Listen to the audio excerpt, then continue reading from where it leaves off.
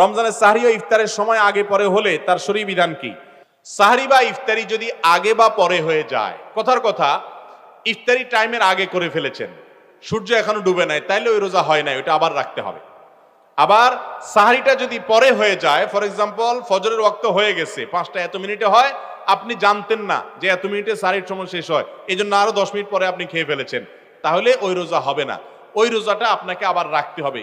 অনিচ্ছাকৃত হয়ে থাকলে আল্লাহর কাছে মাফের জন্য গুনাহ হবে না, কিন্তু রোজাটা আপনাকে আবার রেখে দিতে হবে।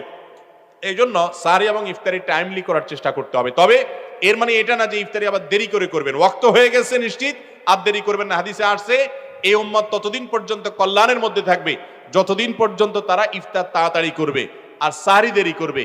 ইফতার তাড়াতাড়ি মানে বিকেল আসরের পরে না, আর সাহরি দেরি করা মানে ফজরের পরে না। আমরা ছোটবেলায় শুনতাম মুরব্বীরা অনেক সময় বলতো যে পশম দেখা যাওয়ার আগ পর্যন্ত